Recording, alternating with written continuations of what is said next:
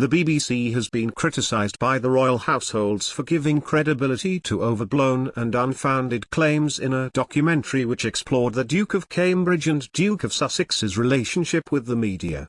Buckingham Palace, Clarence House and Kensington Palace took the rare step of issuing a joint statement to the broadcaster, which was included at the end of the BBC Two programme.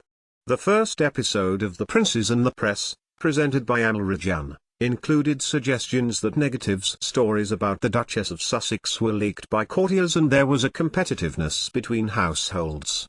Expand close. William and Harry have suffered a rift. Paul Grover, Daily Telegraph, PA, Facebook, Twitter, email, WhatsApp. William and Harry have suffered a rift. Paul Grover, Daily Telegraph, PA. The second episode, which will be aired next week, is expected to delve into William and Harry's rift, and royal aides are reported to be concerned it will include claims the brothers briefed against each other in the press through their advisers. The statement from the palaces said, "A free, responsible and open press is of vital importance to a healthy democracy. However, too often it is overblown and unfounded claims from unnamed sources that are presented as facts, and it is disappointing when anyone, including the BBC, gives them credibility." It was unclear as to which particular allegations the royal households, who were not given an advance copy of the documentary, were referring to specifically. Monday night's programme also featured Meghan's lawyer Jenny Afia, from the law firm Schillings, who responded to reports about the Duchess's alleged bullying of palace staff.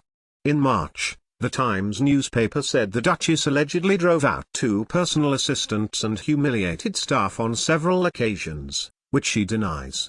Video of the day. Expand close. Harry brought legal action against the newspapers in 2019, UI mock, PA, Facebook, Twitter, email, WhatsApp. Harry brought legal action against the newspapers in 2019, UI mock, PA. An investigation has since been launched by Buckingham Palace, and the royal household has tasked an external legal team to assist its human resources team looking at allegations made against the former Suits star.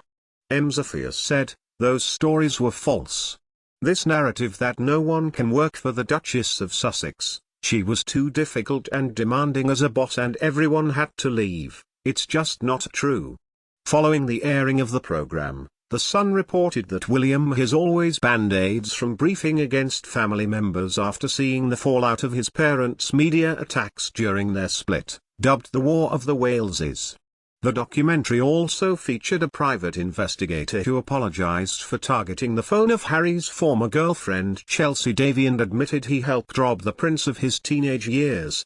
Gavin Burrows, speaking publicly about the issue for the first time, said there had been a ruthless culture in parts of the media in the early 2000s, when he said Miss Davies' phone had been under surveillance.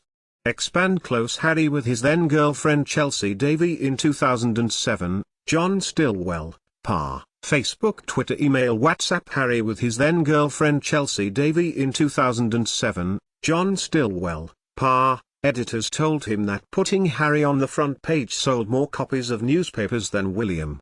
As explained to me by a couple of editors, Harry had basically become the new Diana, he said.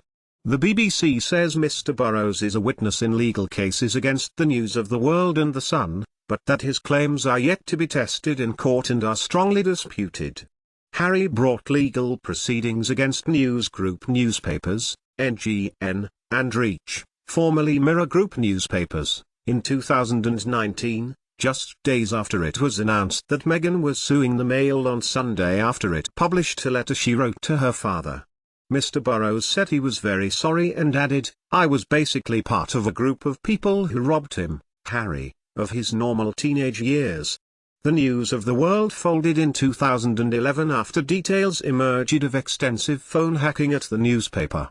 The paper's publishers, News Group newspapers, have settled several claims brought against it by a number of high-profile celebrities, including Hugh Grant and David Tennant, but has never made any admission of liability in relation to allegations involving The Sunday. The High Court heard last year that a journalist at The Sun was sent Ms Davies' phone billing data, which had been illegally obtained, by another private investigator.